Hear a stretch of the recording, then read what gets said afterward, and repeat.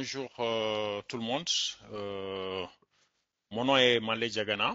Je suis le spécialiste en développement institutionnel et coordination du partenariat pour le compte du Waka Bar, le bureau d'assistance régionale basé à l'UICN PACO, bureau régional de l'UICN à Dakar au Sénégal. Alors, nous vous remercions pour avoir convié le Waka Bar à cette rencontre afin de partager avec vous quelques aspects liés à la résilience côtière et à l'écotourisme. Alors, la présentation que nous allons vous faire est divisée en 4 points. D'abord sur les pressions. Ensuite, nous parlerons des menaces. Et en troisième point, les bonnes pratiques pour la résilience côtière. Et enfin, nous terminerons par les solutions fondées sur la nature et leur lien avec l'écotourisme. Donc, chacun de ces points sera présenté par un des collègues ici présents. Donc, je vais commencer par la partie pression. Donc, comme je l'ai dit, je suis Malé Diagana du Wakabar. Alors, vous savez que le littoral ouest africain particulièrement, mais les littoraux de façon globale, sont soumis à des pressions. Pourquoi? Parce que tout simplement, ce sont des zones fortement anthropisées et dont l'anthropisation est croissante et surtout due à un phénomène de développement économique. Donc les zones côtières littorales sont des zones par excellence de développement économique pour les pays côtiers. Alors cette pression se manifeste par un certain nombre, à travers un certain nombre d'éléments. D'abord par la pêche, l'activité de pêche. L'Afrique de l'Ouest particulièrement constitue une zone de pêche par excellence, en ce sens que nous avons les côtes parmi les plus poissonneuses au monde et qui occupent bon nombre de jeunes ouest-africains, mais également parfois des pratiquants ou des praticiens venus d'ailleurs. Autour de la pêche se développe une industrie, une chaîne de valeur qui consiste à une activité de transformation des produits de la pêche, mais tout récemment, on a vu se multiplier des usines de transformation du poisson en farine. Donc tout au long de la côte ouest africaine, particulièrement en Mauritanie, au Sénégal et un peu partout en ailleurs, on voit de plus en plus ces usines pousser et la pêche attirer de plus en plus de personnes. Et à côté de la pêche tout au large, se développe également l'activité d'exploration et d'exploitation d'hydrocarbures. Récemment, d'importantes réserves d'hydrocarbures, de pétrole et de gaz ont été découvertes au niveau des côtes mauritaniennes et sénégalaises et leur exploration d'abord a commencé depuis plusieurs années et aujourd'hui nous sommes en phase d'exploitation de ces hydrocarbures et qui a drainé beaucoup d'investissements de ces deux États, mais également de leurs partenaires au développement et qui constitue par conséquence une pression supplémentaire au niveau du littoral. Et l'Afrique de l'Ouest particulièrement constitue une zone essentiellement saharo-saharienne. Et quand on connaît les conditions de vie dans le Sahara et dans le Sahel, on se rend compte vite que la zone côtière, la zone littorale constitue un domaine attractif. Attractif puisque tout simplement, cette zone offre des conditions de vie beaucoup plus favorables, beaucoup plus agréables que ce qui se passe à l'intérieur des côtes. C'est pourquoi, depuis les années 70, on assiste à une urbanisation galopante, un exode rural des zones rurales vers les grandes villes. Et ces grandes villes, la majorité de ces grandes villes, la plupart de ces grandes villes en Afrique de l'Ouest sont concentrées sur la côte. Quand vous regardez de la Mauritanie au Bénin et même au-delà, vous remarquerez que toutes les grandes villes de ces pays sont situées au niveau de la côte, sur le littoral. Et aujourd'hui, les chiffres montrent que 75% de la population de nos pays vivent sur le littoral. Donc, c'est dire à quel point le littoral constitue un domaine où une forte concentration anthropique s'est fait sentir. Ajouté à cela, dans le souci de développement et d'aménagement, nous avons un certain nombre de cours d'eau dans la région ouest africaine. Je parle par exemple du fleuve Sénégal, du fleuve Niger, du fleuve Gambie, etc. Et ces cours d'eau ont fait l'objet d'aménagements en amont. Et ces aménagements ont consisté le plus souvent à la construction de barrages. Et ces barrages ont leur impact sur le domaine côtier, le domaine littoral. Pourquoi? Parce que tout simplement, ils bloquent les sédiments qui devaient être drainés par les cours d'eau vers les zones côtières pour permettre leur engraissement. Et une fois ces ouvrages mis en place, tout le transit sédimentaire est bloqué par ces barrages. Euh, les zones côtières littorales, euh, comme vous le savez, sont aussi une ouverture, une opportunité d'ouverture vers le monde de ces pays côtiers qui en ont la chance. C'est pourquoi la plupart de ces pays ont mis en place des infrastructures portuaires en eau profonde. Je prends l'exemple de la ville de Nouakchott en Mauritanie et Lomé au Togo, qui ont des ports, des infrastructures portuaires en eau profonde et qui concentrent un certain nombre d'activités économiques et qui contribuent non seulement au développement de ces pays, mais également, dans une certaine mesure, euh, constituent une pression supplémentaire pour cette zone littorale.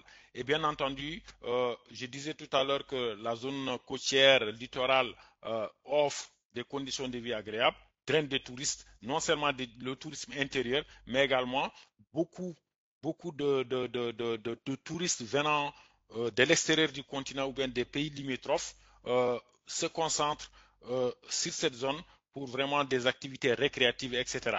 Et aujourd'hui, particulièrement au niveau du golfe de Guinée, on a estimé que 80% des économies de ces pays-là du golfe de Guinée sont aujourd'hui concentrées sur la zone côtière. Donc tout cela montre que nous sommes dans un domaine attractif qui fait de plus en plus appel, ou en tout cas qui draine beaucoup de gens et beaucoup d'activités. En plus de ces éléments classiques qui sont là depuis la nuit des temps, je dirais, récemment nous avons également d'autres défis émergents qui constituent à rendre notre consommation en énergie propre. Et je ne parlerai pas du solaire, je ne parlerai pas de l'éolien, mais particulièrement d'un nouveau phénomène qu'on appelle l'hydrogène vert, qui va contribuer à décarboniser les énergies.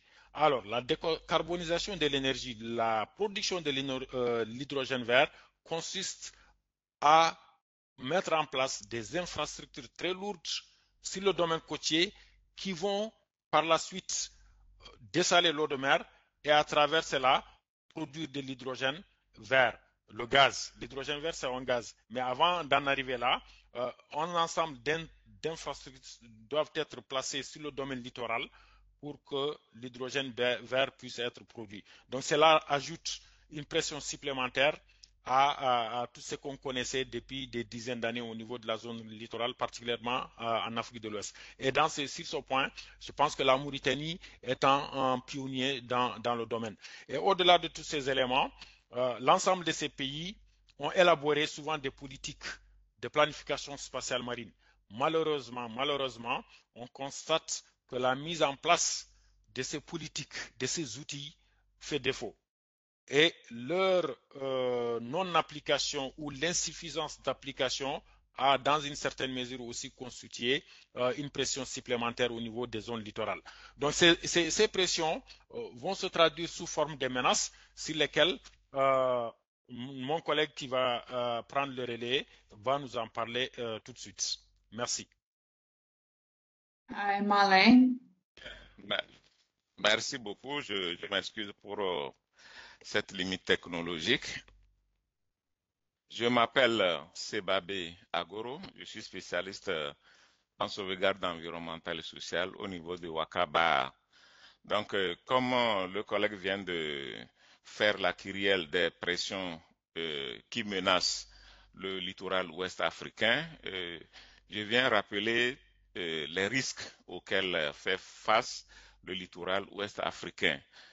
Vous savez, tout ce que nous produisons comme déchets au niveau de l'Interland se retrouve sur le littoral par le biais des exutoires, par le biais des cours d'eau, par le biais du vent Et donc aujourd'hui, c'est une pollution plastique qui ne dit pas son nom, et qui est vraiment un fléau, c'est un problème assez crucial qui préoccupe les autorités. Donc nous avons relevé qu'il y a une pollution plastique au niveau du littoral.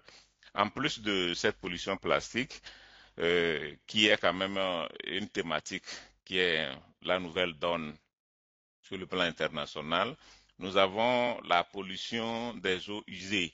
Les eaux usées nous viennent des unités industrielles, les eaux usées nous viennent des activités anthropiques de l'interland. C'est le cas par exemple des bouts de phosphate rejetés en mer et qui entraînent la pollution de l'océan Atlantique depuis le port de Pémé jusqu'au Bénin. L'autre risque que l'on peut relever, c'est l'érosion côtière.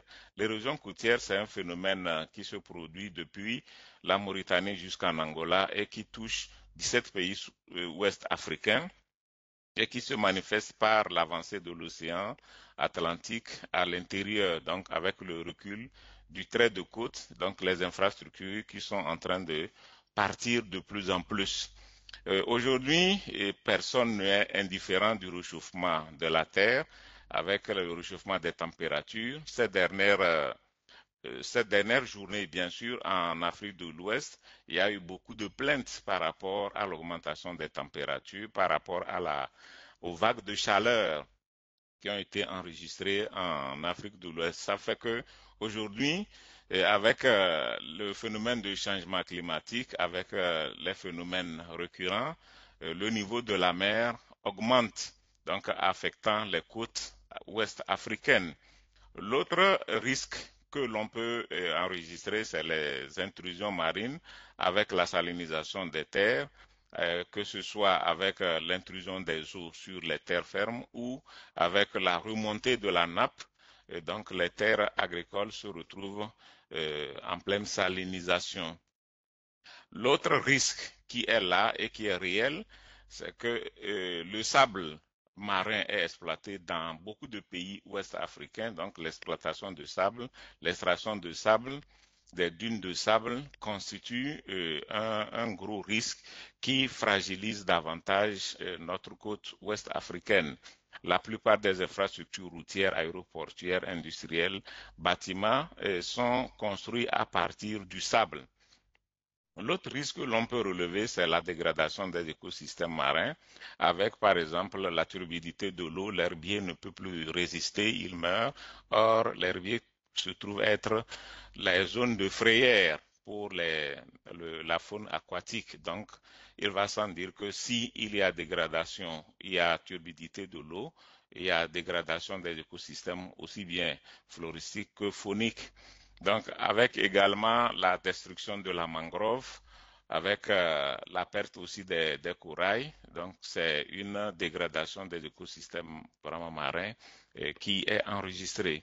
L'autre aspect qui constitue un risque, c'est le développement des infrastructures portuaires avec la construction des jetées principales et des contre-jetées, la construction des unités industrielles, la construction des hôtels sur le littoral avec un potentiel économique réduit. Le dernier risque que je pourrais aborder, c'est essentiellement les infrastructures de protection côtière.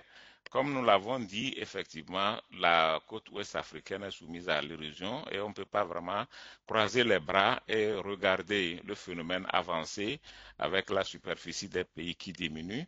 Donc, il y a la pose des infrastructures de protection côtière comme les épis, les brises-lames, les moteurs de sable, les dunes de sable, et ces infrastructures constituent effectivement un risque pour le développement de l'écotourisme.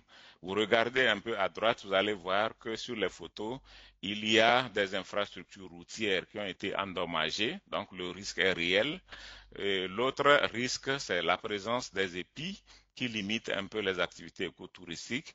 Donc, vous avez des infrastructures hôtelières qui sont là. Vous avez la quatrième photo qui indique le recul du trait de côte, donc indique l'érosion, donc l'avancée de l'océan sur les terres fermes. Donc, en guise de solution, en début de solution, c'est les cocotiers qui sont installés ailleurs. Ailleurs, euh, c'est d'autres espèces d'arbres qui sont plantés. Donc, et voilà un peu ce que nous pouvons dire par rapport aux risques auxquels est confronté le littoral ouest africain, mais les populations ne restent pas quand même bras croisés. Elles sont vulnérables, certes, mais qu'est-ce qu'il faut faire pour accroître leur résilience? Merci.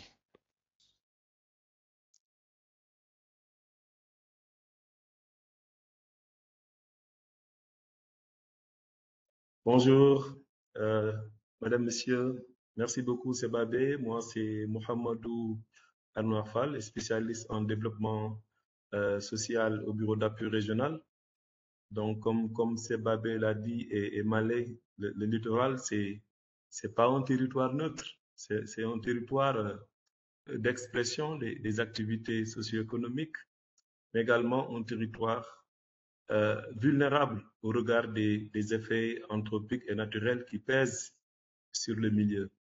Donc, et dans le cadre du projet WACA, nous avons beaucoup appris ces dernières années à développer un certain nombre d'actions qui ont permis quand même de noter un certain nombre de bonnes pratiques que j'ai l'honneur ici de partager avec vous.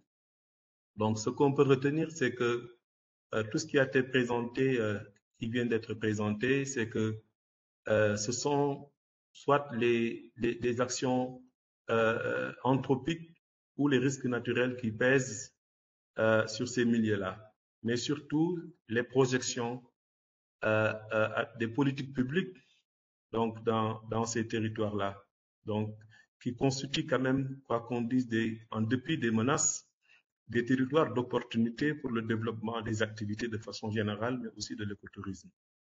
Donc, et ce que nous avons appris comme bonne pratique, c'est que il faut dorénavant systématiser l'évaluation environnementale et sociale. Vraiment travailler sur un inventaire holistique donc, et capitaliser sur le patrimoine culturel. Donc, c'est extrêmement important pour les interventions et les politiques publiques aujourd'hui de bâtir les interventions à partir du capital naturel, social, culturel, physique, durable, mais aussi du capital humain. Donc, tenir compte de ces capitaux est essentiel pour mettre plus de durabilité dans les interventions, mais surtout dans le développement d'infrastructures euh, écotouristiques donc sur le littoral. Il est important également, dans le cadre des initiatives dans ce secteur-là, de systématiser la consultation des communautés, de prendre en compte leurs craintes, leurs intérêts, depuis la conception des initiatives jusqu'à leur évaluation, en passant par leur implication dans la mise en œuvre. Fonder aussi les interventions sur la valorisation des systèmes de connaissances. Il est important de s'appuyer sur les connaissances endogènes à partir desquelles les actions de résilience des communautés doivent être construites pour une meilleure appropriation, mais aussi d'éviter à ce que les grands projets d'infrastructures, les ouvrages de protection côtière particulièrement, évitent, réduisent ou même intègrent la compensation lorsque des risques de restriction ou d'usage à l'accès aux ressources donc sont avérés. Slide, s'il vous plaît. Donc, toujours au chapitre des bonnes pratiques, donc, il est important, dans le cadre des projets d'investissement, tout comme des projets d'écotourisme, d'accroître les possibilités de diversification des sources de revenus. Donc, aujourd'hui, les interventions dans ce secteur-là doivent rechercher davantage à l'inclusion, l'inclusion des communautés les plus vulnérables, des femmes en particulier et des jeunes, donc, mais surtout intégrer l'approche chaîne de valeur pour faire de sorte que les interventions puissent profiter au maximum des communautés, donc en intégrant les services de soutien, mais aussi la conception des possibilités de développement à travers l'approvisionnement en alimentation, mais également à travers la valorisation des services écosystémiques. À ce niveau-là, il est apparu comme bonne pratique aujourd'hui de travailler sur la préservation des fonctions écologiques qui sont quand même les bases des systèmes productifs au niveau local. Donc, dans le cadre du projet WACA, nous travaillons sur les politiques opérationnelles de sauvegarde environnementale et sociale de la Banque mondiale, également sur le nouveau cadre environnemental, et à ce titre, donc nous respectons, nous amenons les pays à être en conformité avec les 10 normes environnementales et sociales, parmi lesquelles la norme 7, donc sur les questions culturelles. Et donc, on veille à ce que les communautés autochtones, leur culture, leurs traditions soient préservées et valorisées. Et à ce niveau-là, donc, il y a un ensemble d'outils sur lesquels les interventions peuvent se baser au-delà des évaluations environnementales, aller jusqu'au code de bonne conduite des acteurs qui sont impliqués dans des projets d'investissement, dans des projets d'économie solidaire ou dans des projets d'écotourisme. L'autre aspect qu'on peut noter comme bonne pratique, c'est que la dimension vulnérabilité doit être prise en charge de plus en plus dans la conception des projets, mais également en veillant à ce que les installations d'écologie, par exemple, soient mieux adaptées aux besoins des personnes âgées, des femmes, mais surtout des personnes ou à mobilité réduite. Donc nous le savons, nous sommes menacés par les changements climatiques dont les effets quand même se font ressentir. Et au regard des pressions mentionnées tout à l'heure, il est important d'adopter de bons comportements responsables, donc relativement à la gestion des déchets qui doivent être traités de façon responsable. Mais surtout, de veiller à avoir des mécanismes qui encouragent l'efficacité énergétique dans les projets d'investissement dans les zones littorales, tout comme dans le continent. Et enfin, et ça, c'est un aspect très important sur lequel le projet WACA travaille, c'est de bâtir la résilience à partir d'un ensemble d'outils qui aujourd'hui ont fait leur preuve relativement à la planification spatiale marine, à la mise en place d'outils d'observation du littoral, notamment les observatoires, mais également le déploiement des systèmes d'alerte précoce et ainsi que le développement d'outils de gestion intégrée des zones côtières. Parce que le développement de l'écotourisme doit être pensé dans une approche globale qui inclut la réflexion sur les implantations, mais aussi les dynamiques des autres secteurs d'activité extractives, industrielles, agricoles, de façon à avoir une certaine harmonie dans le déploiement des politiques publiques intégrant les préoccupations en termes de développement de l'écotourisme. Donc, à ce titre-là, nous expérimentons aussi un certain nombre d'investissements comme les infrastructures de protection côtière et les solutions fondées sur la nature, sur lesquelles ma collègue Liliane va revenir tout à l'heure. Je vous remercie.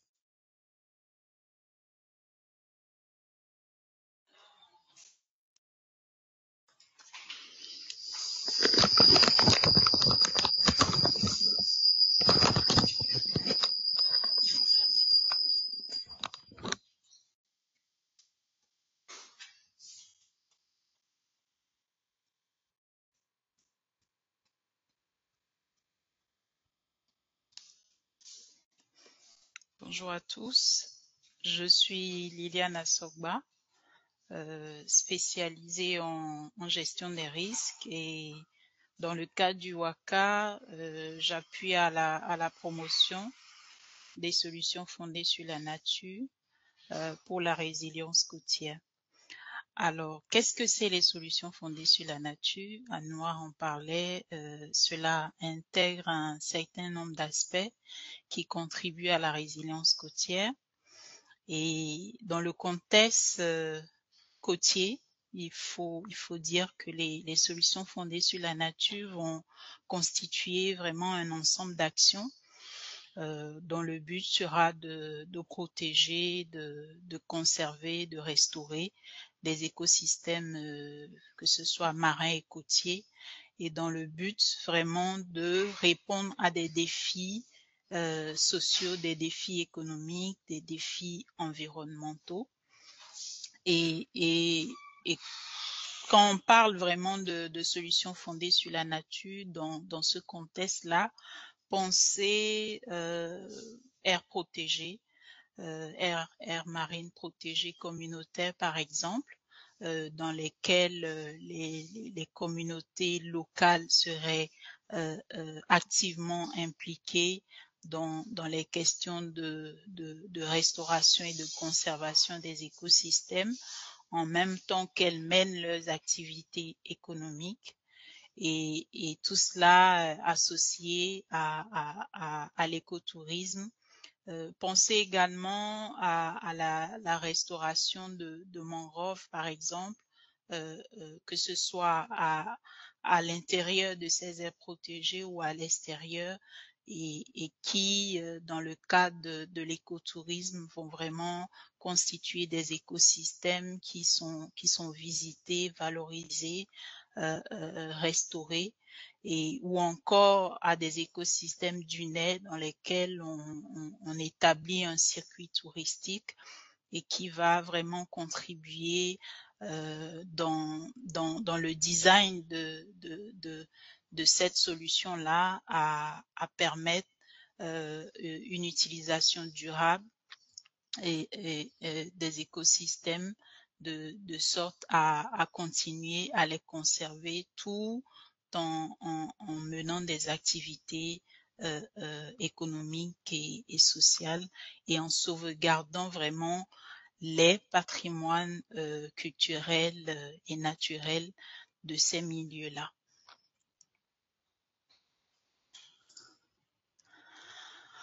Alors, en termes d'écotourisme, comme je le disais, l'écotourisme doit constituer vraiment une mesure phare quand on parle de solutions fondées sur la nature. On sait que dans l'écotourisme, le milieu naturel va avoir va être vraiment une part importante des aspects touristiques, et donc dans ce processus, les actions de restauration et de conservation vont nous permettre vraiment, à travers l'écotourisme, de promouvoir les écosystèmes côtiers et toute la biodiversité qu'on peut retrouver dans ces zones côtières. Elle va également permettre de promouvoir la restauration de ces écosystèmes-là.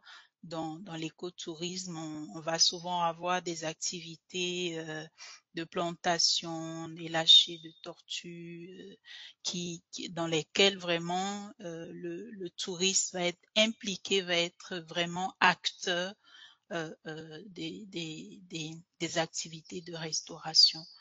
Mais également, et comme je l'évoquais tout à l'heure, l'écotourisme va contribuer à soutenir le développement économique.